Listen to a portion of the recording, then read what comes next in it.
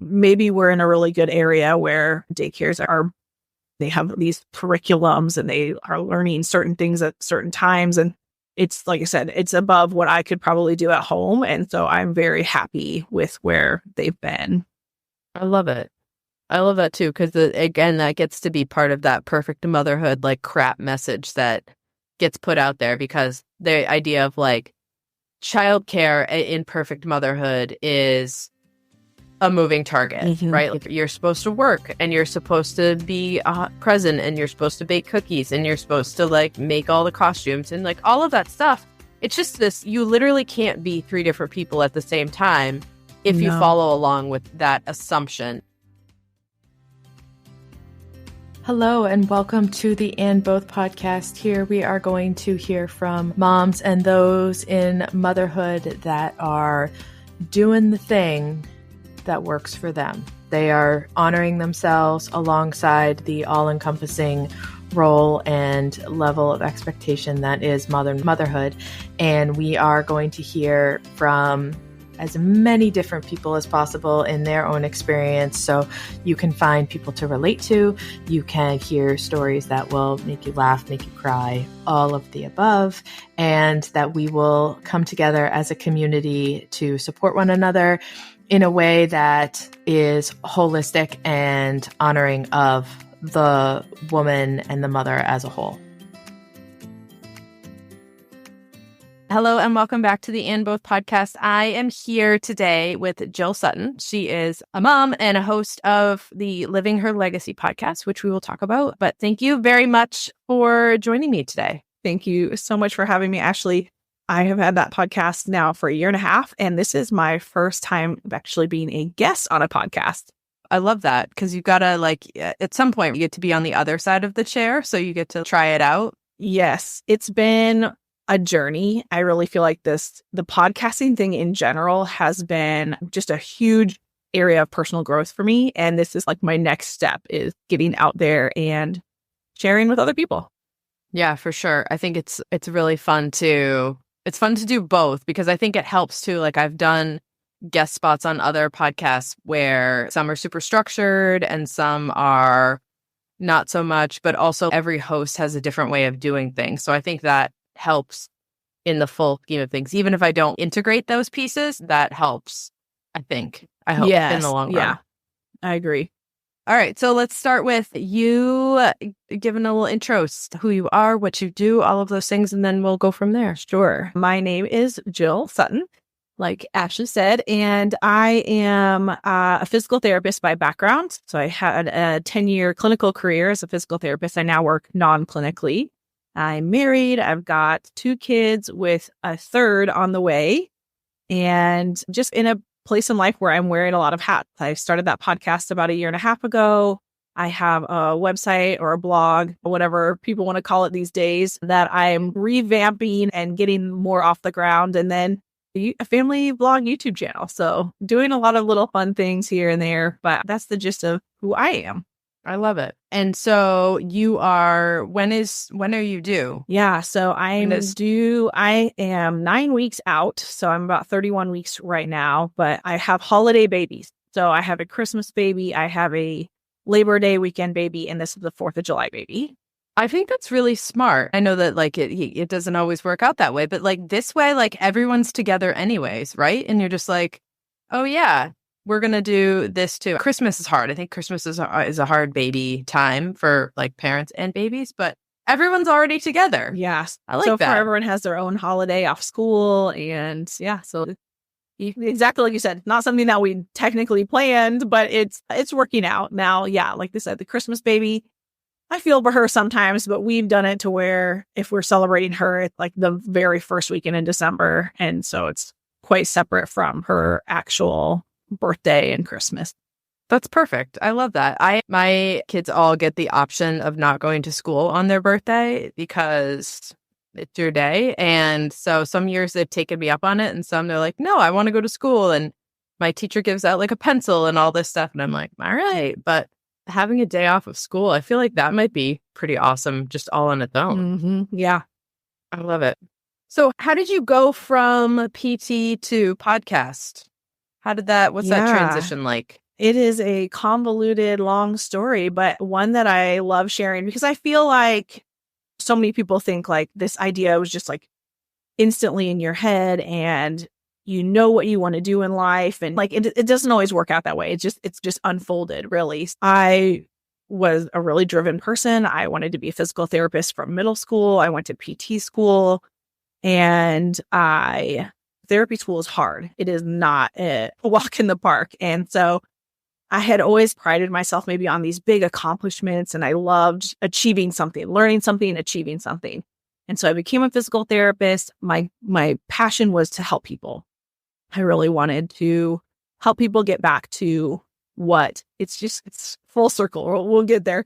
I wanted to help people get back to their life, their passions, the things that they wanted to do. And of course, I think when you think about therapy and initially it's the athlete, the high level athlete that has an injury and now they can't play. And that's something that either they're passionate about or they're getting paid to do, whichever athlete you're working with.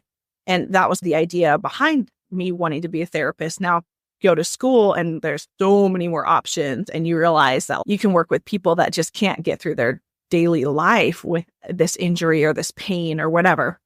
And so it opened my eyes going to therapy school on ways that you can help somebody, but always with this mindset of getting them back to their, like what they want to do. You want to empower them as a therapist. You want to work your way out of a job. You don't want them coming to see you anymore. So cue pandemic, which I know everybody has a story during the pandemic. I happened to be 20 weeks pregnant with our second, and I got laid off. Our company had done massive layoffs 3 months prior. At the beginning? Yes. So like March, whatever it was, March like 13th. It was like Friday the 13th or something crazy bizarre. But March of 2020, I got the phone call saying, you need to be on this meeting. And our company did another round of layoffs. And I was one that happened to be laid off. And honestly, it set me into a panic. I'm someone who's always working. I had never not worked. Even after my first was born, I had 8 weeks of leave and I went back. So just in my mind, I was like, oh my gosh, I don't have a job. I'm pregnant. I carry the insurance. I need to find something.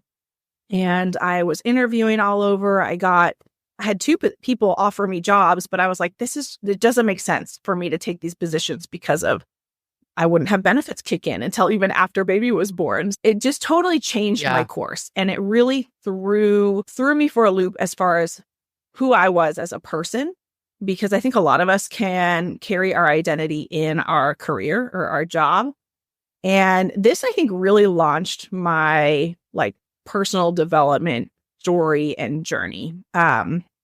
So I have my baby. I ended up not going back to work. I just stayed home, had her, and I found a new position, non-clinical, and started that position she was 5 months old. So February of 2021, I went back to work. And that's what I'm doing still to this day. I love that job, but I also love my other jobs. So it really led me down a path of figuring out who I was. I'm not practicing therapy. I always said I'm a physical therapist. That's what I am. And I started a blog, and it was actually called PT Running Mama or something like that, because I wanted it to still tie into being a therapist. I wanted to still feel like I had that sense of identity, and it flopped. I just didn't work on it. That wasn't something that I was passionate about anymore. And that surprised me. That took me a while to be okay with not practicing therapy, not trying to help somebody in a physical sense, and letting go of that part of my life. And I think a lot of mamas can probably relate to that when they have a change in their values or their passions.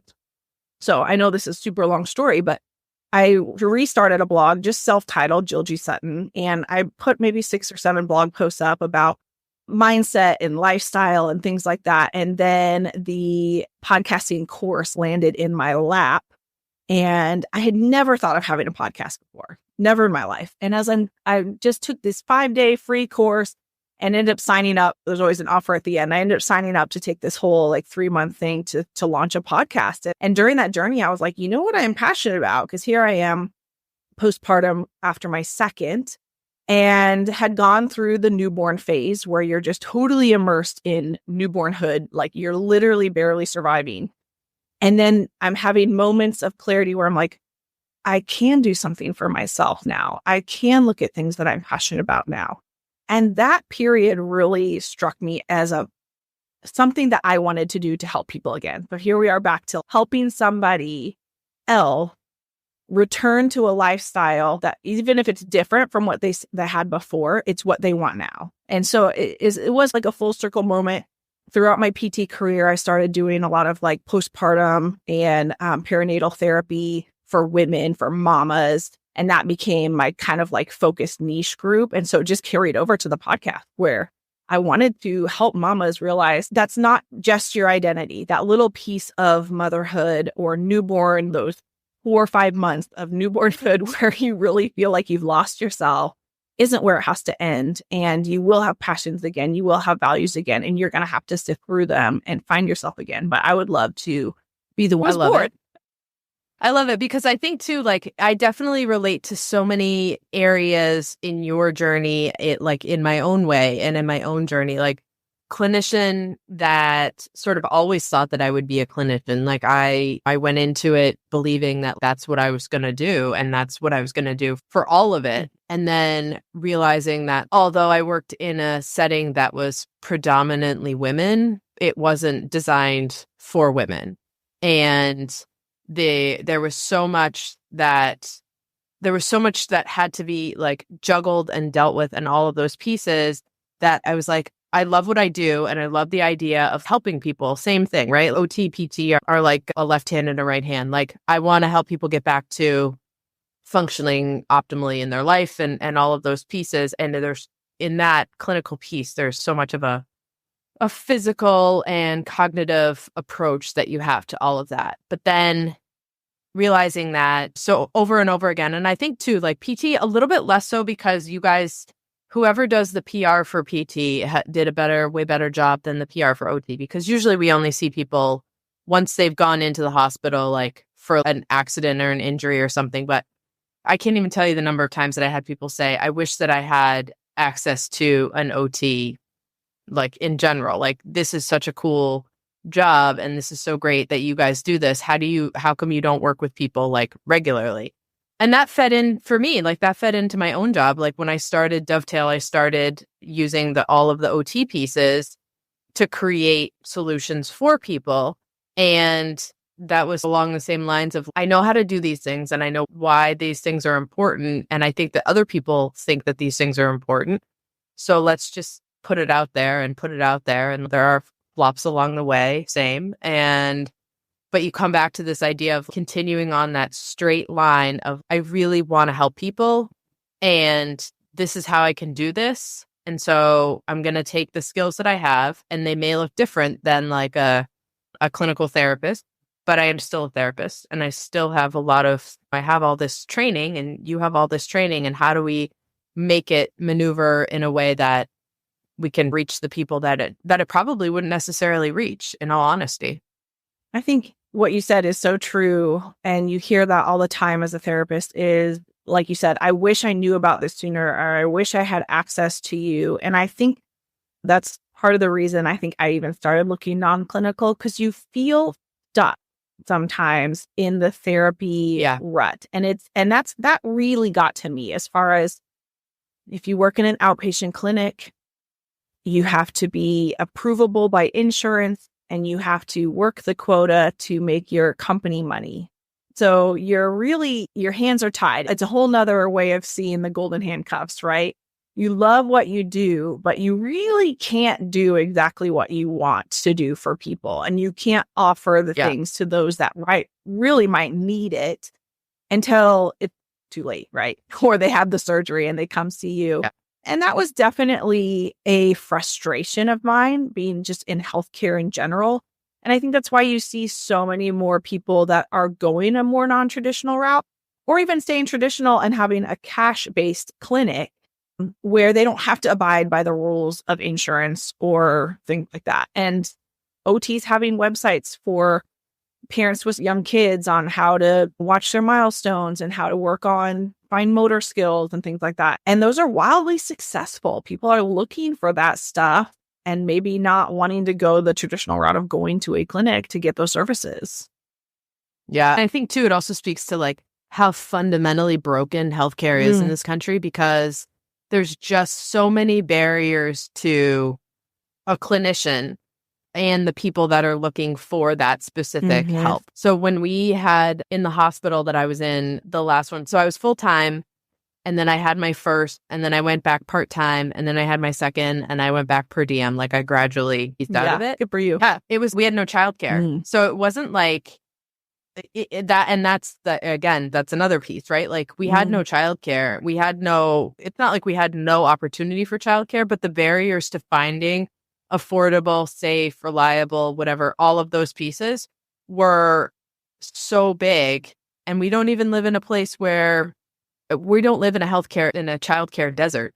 We live in a place that has childcare. It's just people go on the wait list here before they're pregnant to get childcare. And it's so that I was like, what do I actually like about the job that I do? Because at that time I had been doing it for, I don't know how many years, and I was a little bit crispy. And also really crispy on that, like you go to these team meetings and you present about a patient and they're like, okay, that's great. You have this whole plan, except their insurance runs out in 3 days here and they're going. And you're like, but if I had 2 weeks, like if we just had a little bit more time, and they're like, oh, sorry, your hands are tied. But the thing I saw over and over again was that people were, once something happened, like they fell or they got hurt or whatever, and they go into the hospital, then there's the likelihood that they're going to stay in the system unless they have a lot of stuff prepared at home is so much higher. And meaning like modifications or adaptations or whatever. And I really like doing that. One of the things I did when I started working for this hospital before they started peeling back all of the resources was going and doing in-home assessments. And we used to take the patients home from inpatient therapy. We used to take them home for half a day and have them actually do all of the things that they needed to do in their home and make like real-time adjustments and real-time suggestions, which was amazing.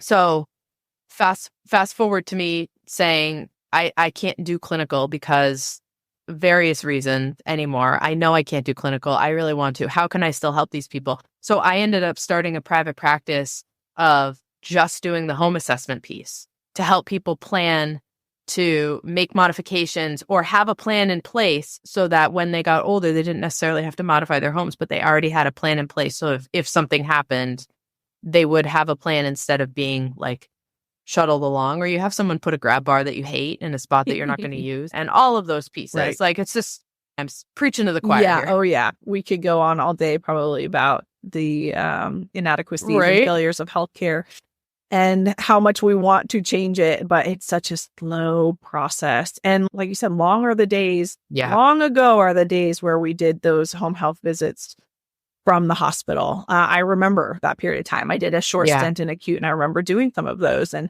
how helpful it was to say, build a riser for this recliner so that you can get out of the chair. And you had all these things that you could give to people that would make their life so much easier. And just like you said, it's a revolving door for those folks that don't have the support at home. It's they slip through the cracks, that's for sure. But I love and the cracks are only getting bigger. The cracks are only getting bigger. Yeah. I love the fact that there are options, just like you said, to open up that private practice and be able to do something like that on your own, because I do feel like that's where really our professions are somewhat headed is a private practice, a cash-based system where we can actually provide the help that we feel like the patient actually needs. Yeah, I honestly think that what's going to end up happening is you're going to have, I don't know about where you live, but honestly, I think that what's going to happen is that hospitals and acute care, acute rehab, inpatient, all of that is going to end up being the new graduate route. And all the new grads are going to go in there because they're young. They are moving patients around, no problem. There's no massive injuries yet. Like all the therapists I worked with that were older than me had already all had back surgery. And that again was another piece of writing on the wall, being like, I don't want to have that be like the thing that I'm not looking forward to, but know that is coming down the line. But I think that these bigger places, they're still going to exist, right? Like Mhm. we're not going to get rid of hospitals and they all need patients. But I feel like the people that go in and you get the experience and you get the opportunity to see things differently and see how you could do differently with what you have and when you are confident in what you know and how you can help people, that I think that definitely private pay is going to be better. I have a friend that she did the same thing. Like she had 2 kids and she set up her own practice like when the kids went into school, and she saw people and she just saw the clients that she wanted to see, and she was very like niche and specific in what she did, and it took off.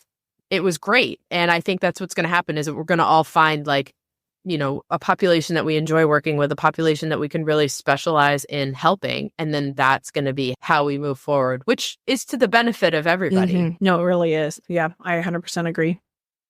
Yeah. And so the looking ahead, so you have 9 weeks left, give or take a holiday. How does that preparation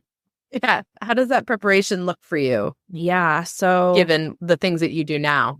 it's so different. And really, it's so funny. I don't know, maybe it's naivety, but I am not worried about my 9 to 5. And maybe I should be, because it was 10 weeks. It's 10 weeks ago, I would have lost my job with that second pregnancy. And we actually did have a round of layoffs with my company just 2 weeks ago. But I don't know, I guess because I feel like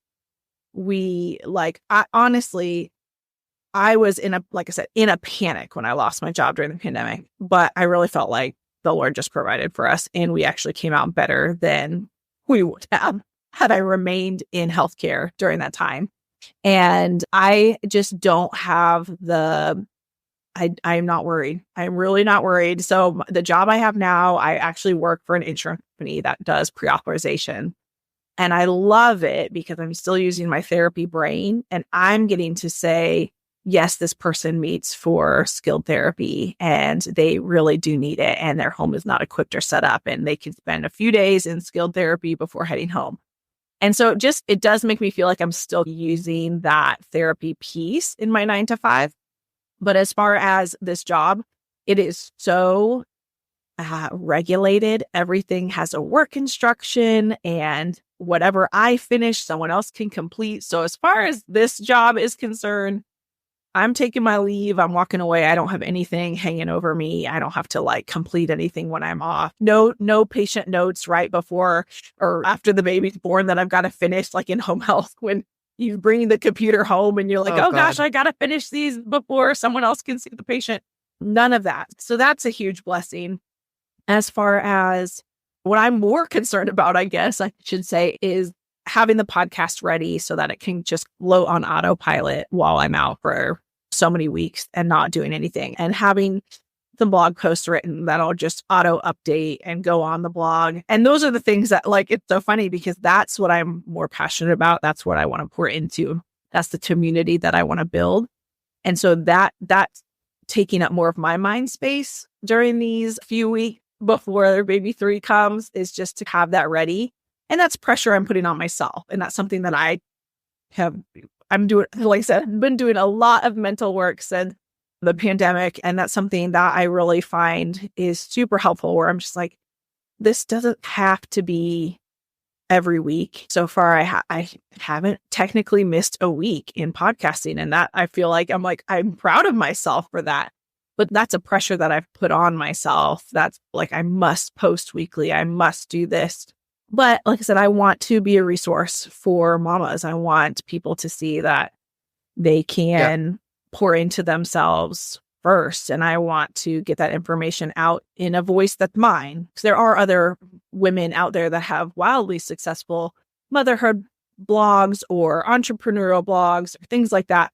But I think there's space for all of us. We all have our own unique voice, and it's going to attract a different listener. And hopefully we can reach as many women as we can to let them know that you should have passions. You should have hobbies. You should have fun things in your life. Fun in general. You should have fun in general. And I think getting back to that is a challenge for some of us. Yeah, I think too, to speak to that as well, is that the way if the goal is to build community and the goal in any way that you can, there are going to be people that you feel more aligned with. And so it's that idea of just putting as many voices out there as possible, because really, in all honesty, like, babies are going to continue to be born, which means mothers are going to continue to be made. Yes. And this is not a new problem, but it's not a problem that is going anywhere anytime soon. Not to say you're throwing like a bucket into the ocean, but that you're putting a boat in the ocean more than a bucket, and that you're creating an opportunity for someone to say, hey, I've been waiting for you to come by here and pick me up because I'm really feeling like I'm legitimately underwater right now. And so I think I agree wholeheartedly that like the community piece has to be on both ends, like the people who are trying to put this stuff out there to collaborate and work together, because that also flies in the face of this idea of there's only so many seats at the table. Let's just keep building a bigger table. Yeah. Oh, of course. And just like you said, it's a problem that's been around for a long time. And they're really I don't know. I don't know if it's one of those things where you have a boyfriend in high school and you break up and someone says, hey, it's not the end of the world. They try to give you all the advice, but like to you, it's like life or death, like just happened.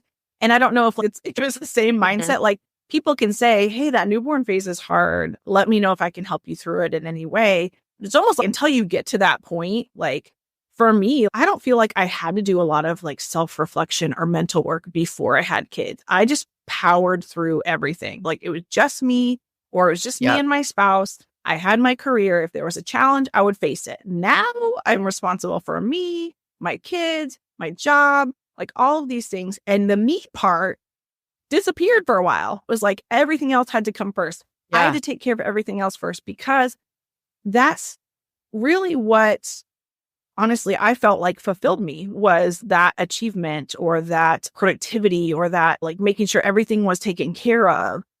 I prided myself in that, and I felt like that was what was fulfilling me. But then I'm finding I'm more irritable. I have no time for myself. I have put myself completely last.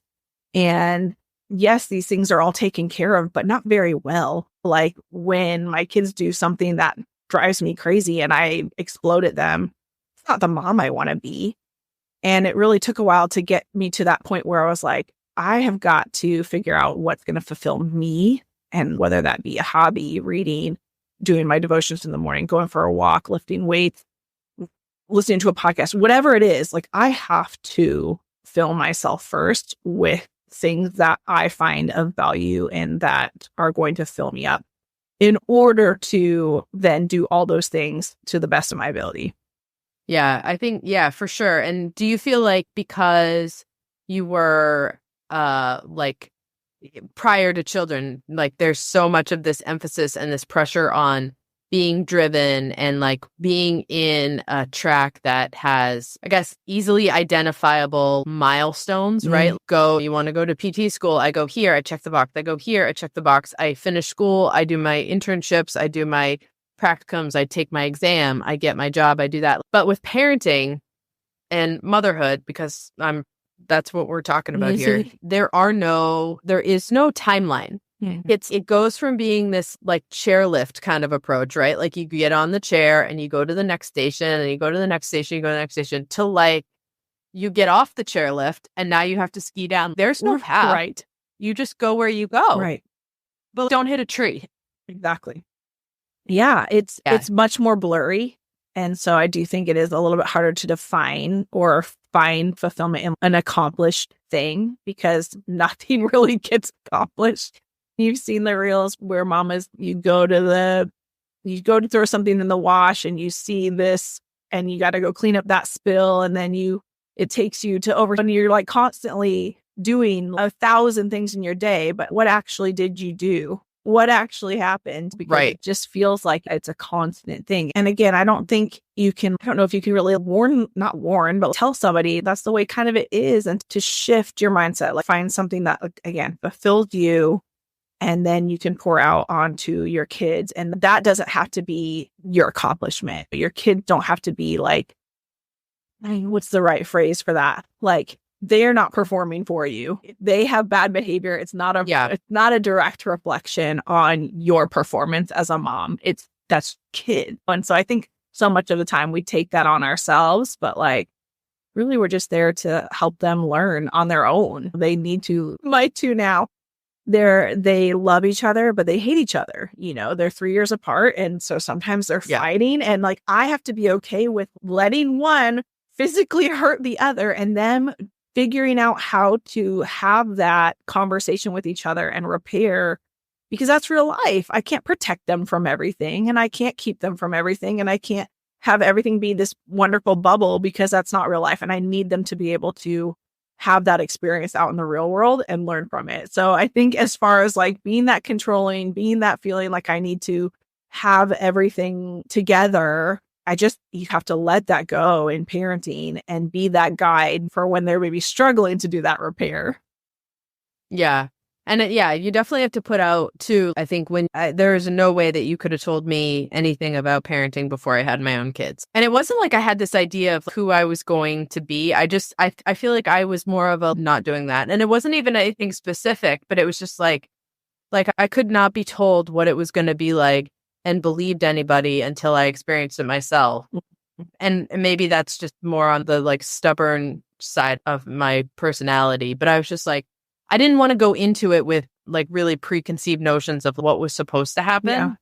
And I remember I went to the first pediatrician appointment like after my oldest was born, and he was like, I'm sure you've read the books. And I was like, I don't even know what book. What book?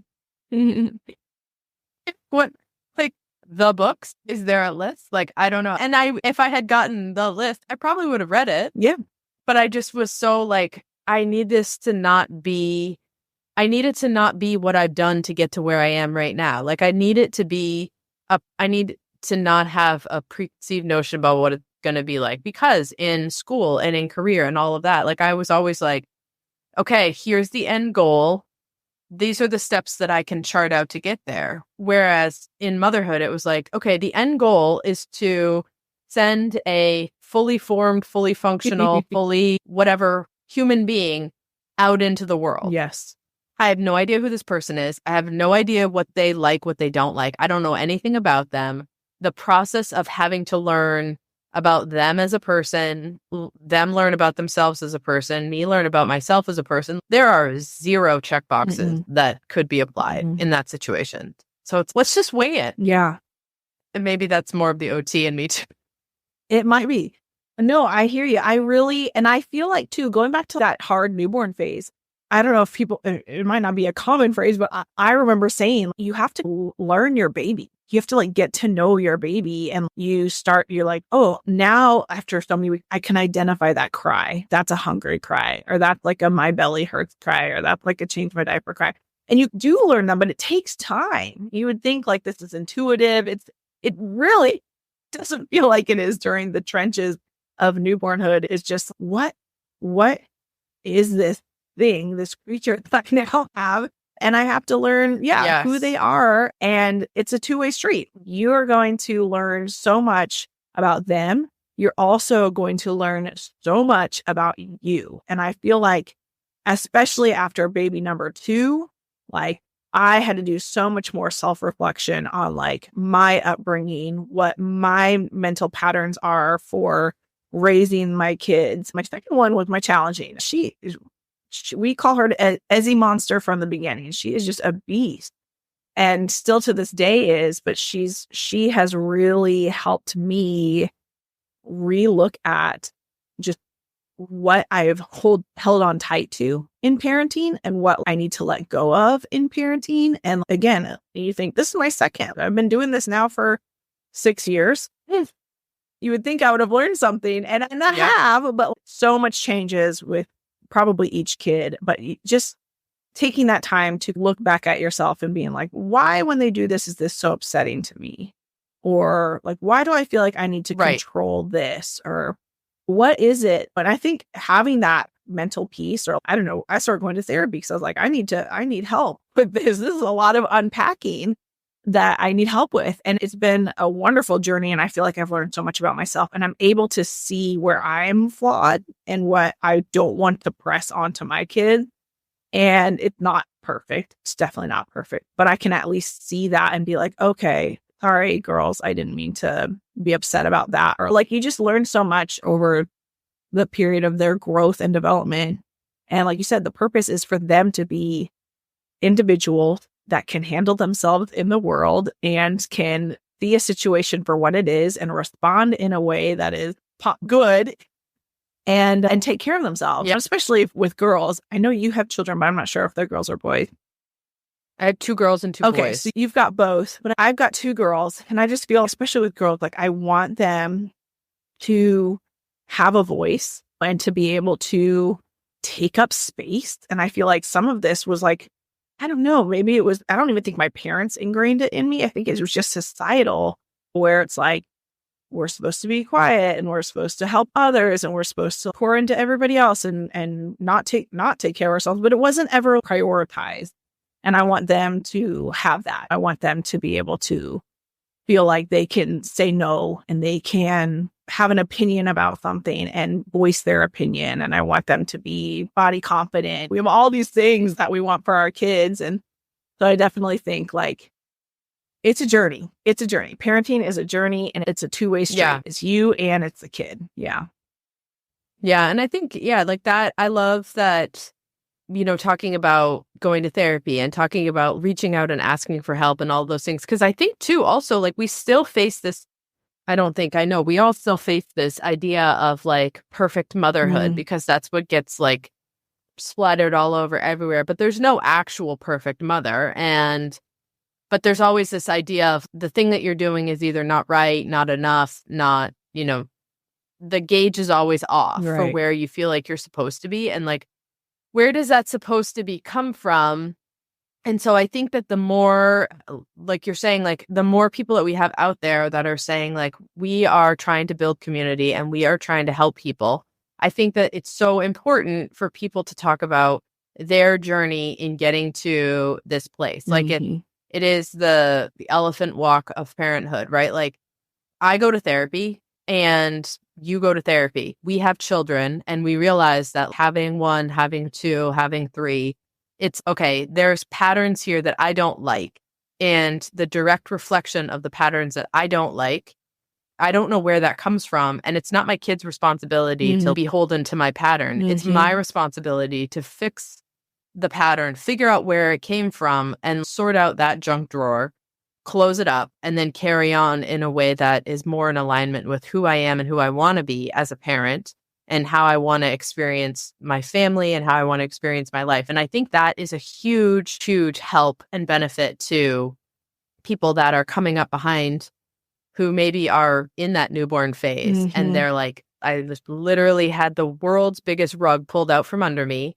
I don't know anything about what I thought I knew anything about, or this is all different. Like I have a colicky baby. My baby was super premature. Like all of these variations that can happen that you can't see coming and that you have no control over. And that upends the whole idea of how am I going to be a perfect mom if I have all of these other variables that don't seem to be impacting the other people who are the perfect moms.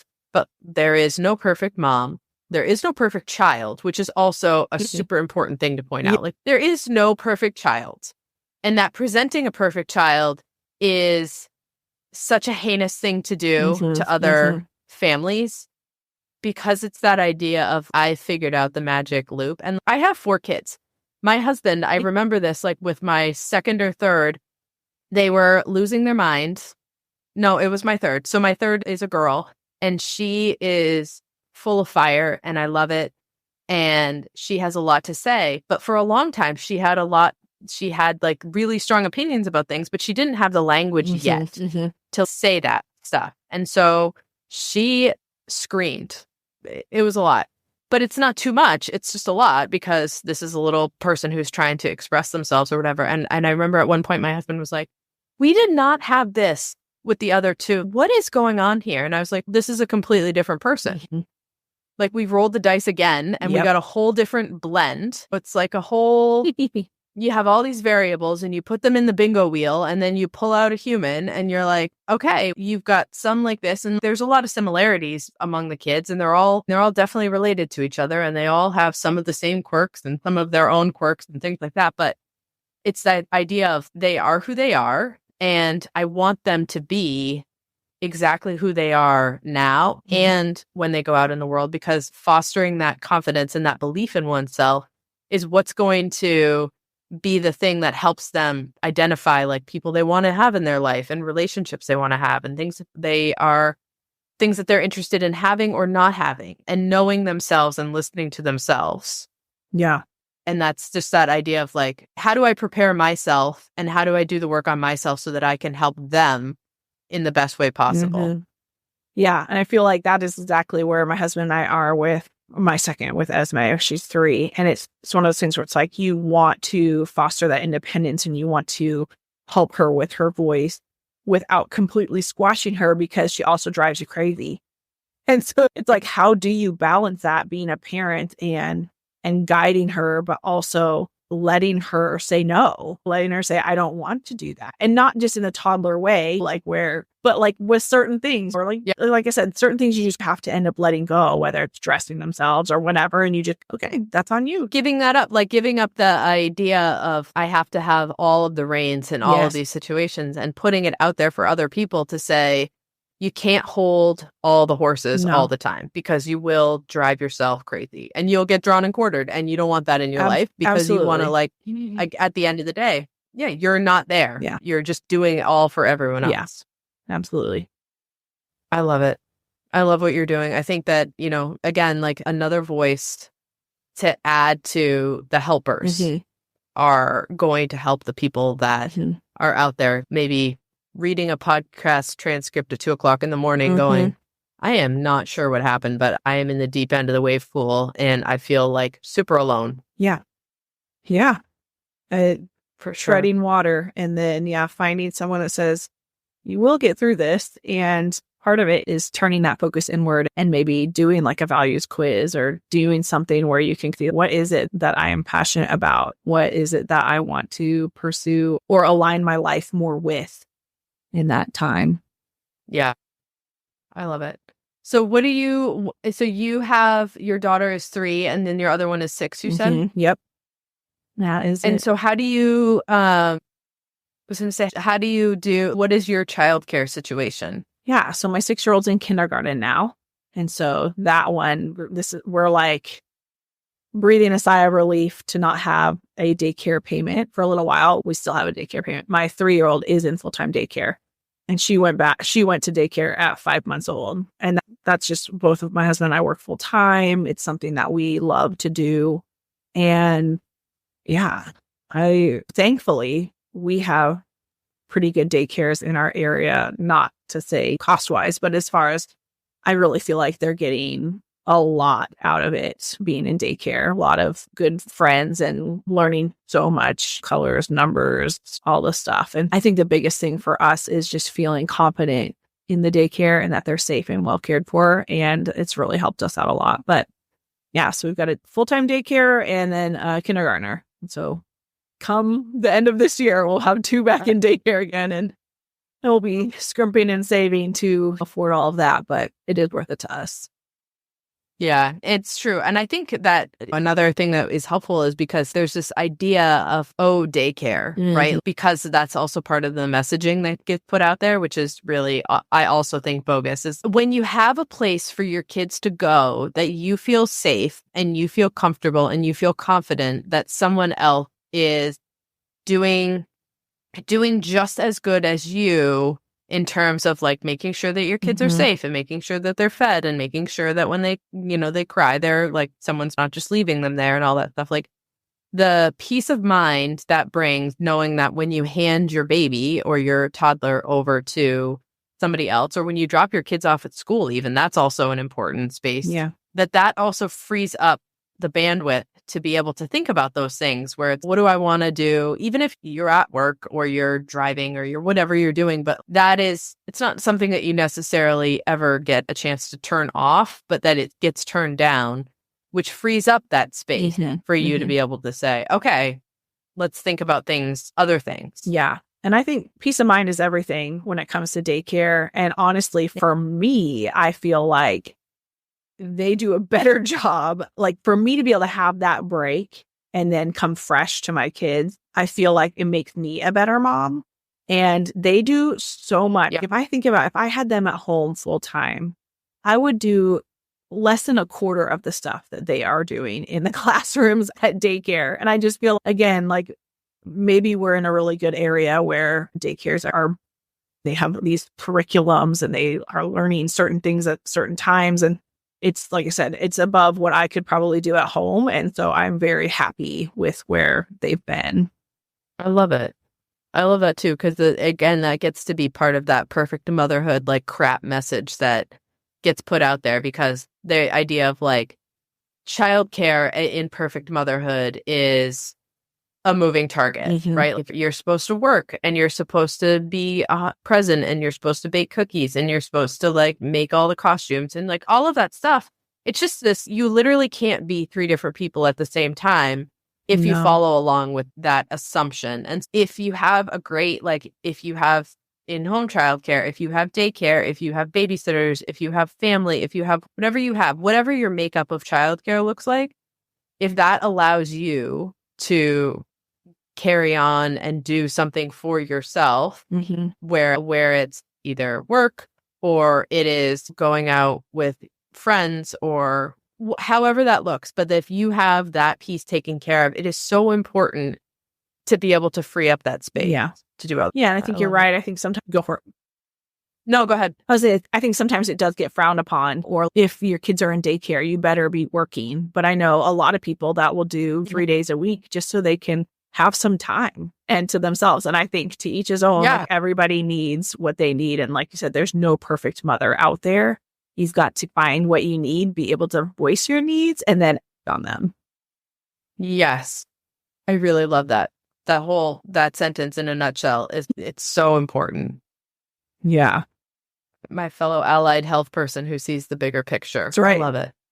Oh man. I would love for everyone to tune into your podcast as well and be able to read your blog and see your website and all that. So tell people where they can find you to hear more and see more. Yeah. So the podcast is Living Her Legacy. You can, I think, find it everywhere you can listen to a podcast. And my website is just jillgsutton.com. There's a little home for the podcast there on the website, as well as some blog posts. Like I said, that is being built up more and more, but I'd love to connect there. And then I'm on Instagram. I have 2 different accounts. I have Living Her Legacy podcast, which I'm honestly not as active on, but go ahead and follow me there if you want to. Or I'm on Jill G. Sutton is my personal account, but I'm a lot more active talking about motherhood and stuff like that on there too. I love it. Thank you so much for joining me today. I had such a good time with you, Dr. Ashley.